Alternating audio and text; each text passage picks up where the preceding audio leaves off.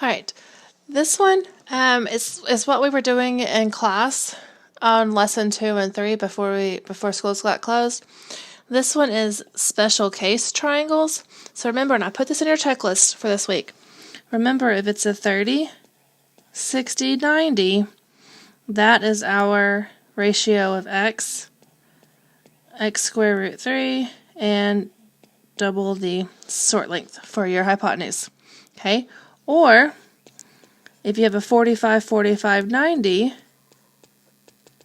triangle, remember that's where, since our sides are the same, since we have 45, 45 on a isosceles triangle, remember that's where our sides were x and our hypotenuse was x square root 2. And again, I wrote this on your checklist for this week. So write that down as you're working through these. Okay, this one gets a little bit more tricky because you got to do a little bit of math. A little bit more math than what we did in the last videos. So, what we want to look at here is we have a 30-60 triangle. So we know we're going to be working with, remember this is our short side, this is our longer leg, and then 2x is our hypotenuse. So we're looking, what they're wanting us to find is our long leg. So this is the one we're going to be looking for, but what we know is our hypotenuse. So if you write that right below here, these two have to be equal to each other because that's the given information. So we know that 2x is equal to the square root of 6. So now what we have to find is x. So again, divide by 2, divide by 2. So x is equal to square root 6 over 2. Okay, that's what x equals for this ratio. Not, I probably shouldn't have used x, I don't know. That's not what this x is. Okay, so now we've got to use this because this is what our ratio is for this side. So now we know that this x is equal to square root 6 over 2, and then we've got to multiply that with square root 3.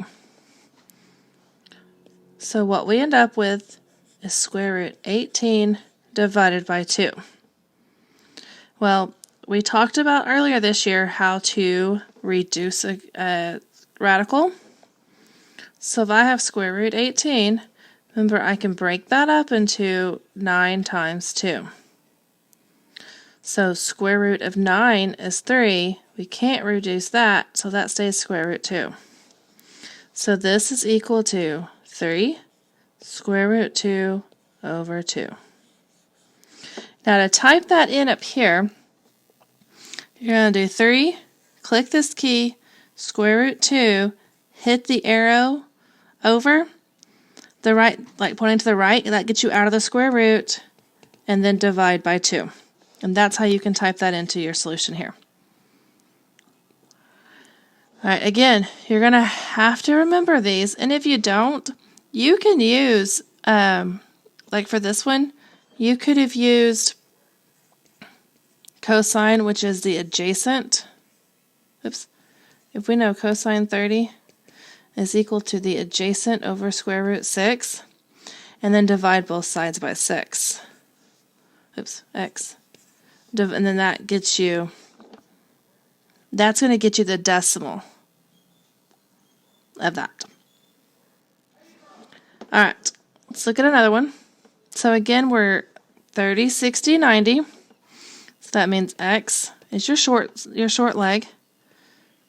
X square root 3 is your long leg. And then 2x is your hypotenuse. Hypotenuse is what we're looking for. We know that our short side is equal to 2. So we know that x square root 3 is equal to 2. So solve for x.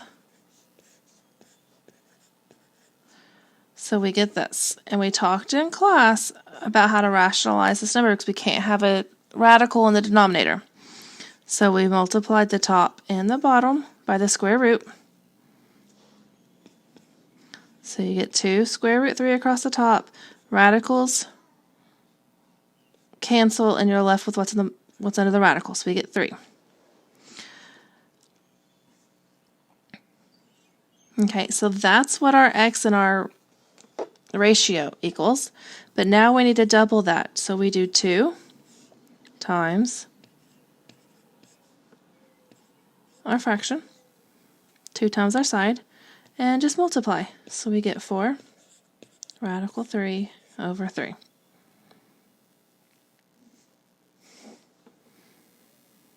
So 4,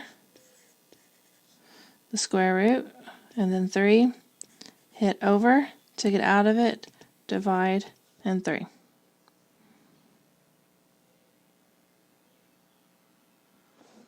Okay, one more. This one's 45, 45. So 45, 45 was the 2 sides, and then the hypotenuse. We know the hypotenuse is equal to square root 2, so we know that this has to equal square root 2. We've got to solve for x, so divide both sides by square root 2. I'm left with x over here. Square root 2 divided by square root 2 is just 1, which in this case is my x value, so equals 1. Again, on this one, since you know that this is the same side, if you did a squared plus b squared equals c squared, you know that these are the same thing, so that's like saying x squared plus x squared equals square root 2 squared. So you could work it out that way as well. Alright, if y'all have any questions over that, again, we'll have all those live sessions this week. I'm not trying to confuse you all, I promise. It's just so hard to do this over distance learning. And I'm trying my best, and just keep emailing me and asking questions as needed. And I'll be here for you all.